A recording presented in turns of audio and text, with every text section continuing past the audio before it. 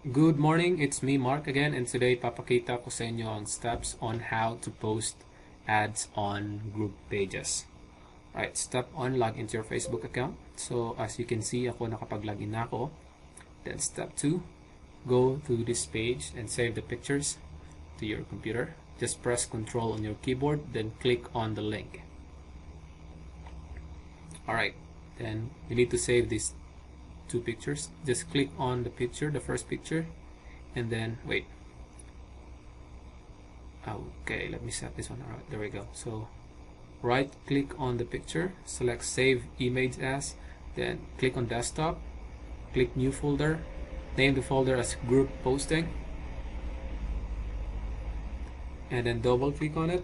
Then the file name is number one. Then click on save, click the arrowhead for the next photo, right click on it, save image as, then number 2, save, then close it, go back to our document, again press Ctrl, then click on the next link, Ctrl, then click.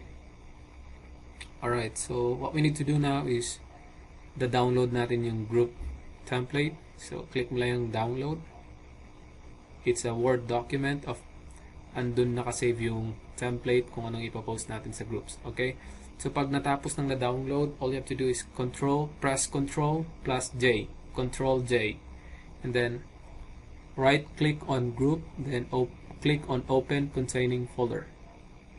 Okay, so look for group document, right click on it, and then select mo yung cut, then i-close mo tong window na to.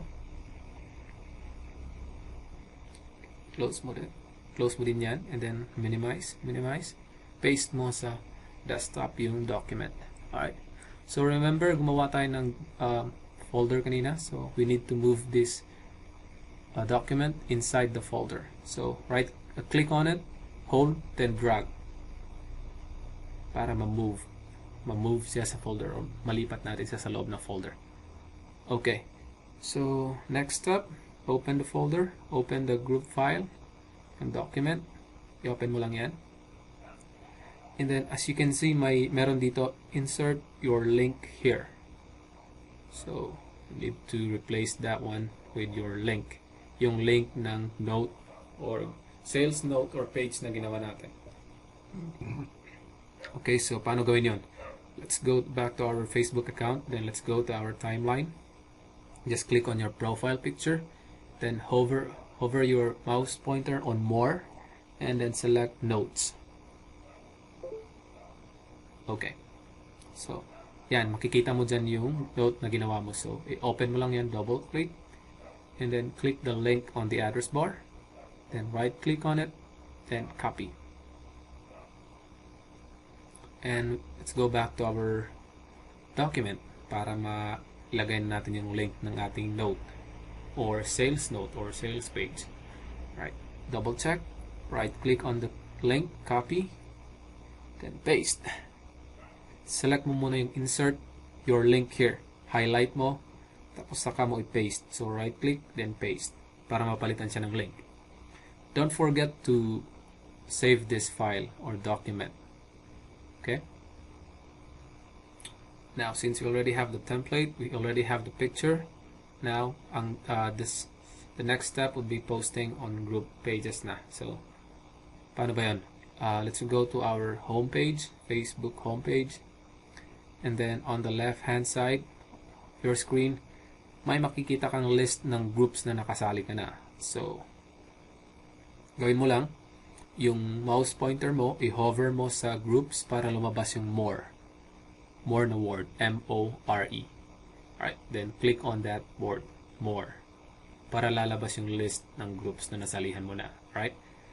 So if you already have a list, scroll it down, magsimula ka mag-post sa pinakababa ng list, at the end of the list. Okay, so right click mo lang yung name ng group, then open link in new tab. Do the same on the next group. Okay, so as we all know, ang target natin is 10 groups in the morning and 10 groups sa gabi. So for this video, magpo-post lang ako sa 3 groups, okay? Okay, so let me go to the groups now. Okay, so open your document. Under for group wall, may content dyan, copy mo lang lahat. Okay, right click, copy, and then here on the box, right click, and then paste. Okay, so now let's add photo. Dadagdag natin yung pictures na dinownload natin kanina. So click on add photo, click on upload pictures or photos, then wait, alright, there we go. So remember yung folder na ginawa natin sa desktop. Okay, balik tayo dun. So click on desktop. Ano na nga ulit yung folder na yun? It's group, right? Group tutorials. Group posting. There. Click mo lang, i-open natin yung group posting folder. So we need to upload number 1 and number 2 na picture. So para ma-select natin yung dalawa, all we have to do is press and hold control. Tsaka mo i-click yung number 1 and number 2 pictures. Okay, then open. Tapos hintayin mo lang na mag-load or ma-upload yung dalawang pictures na yan. Then after that, click on post.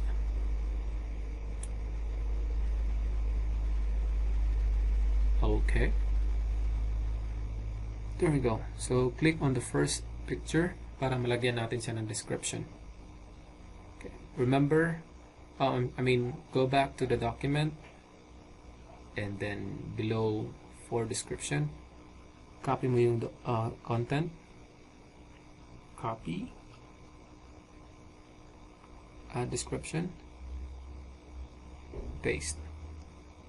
Done editing. Click mo lang yung arrowhead para sa next picture. Add description. And i-paste mo ulit yung kinapi natin. So, ganyan lang kasimple. Okay, so gagawin ko ulit. Then, panoorin mo na lang.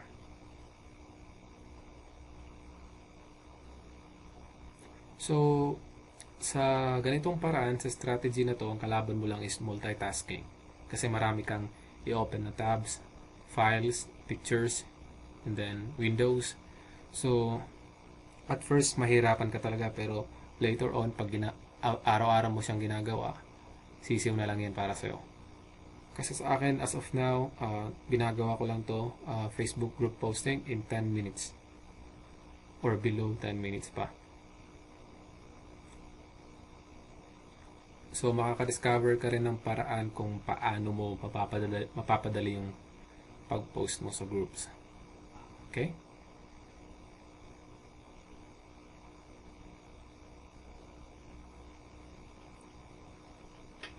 So, remember again na yung number of groups na i-open natin every day para mag-post ng ads is 20.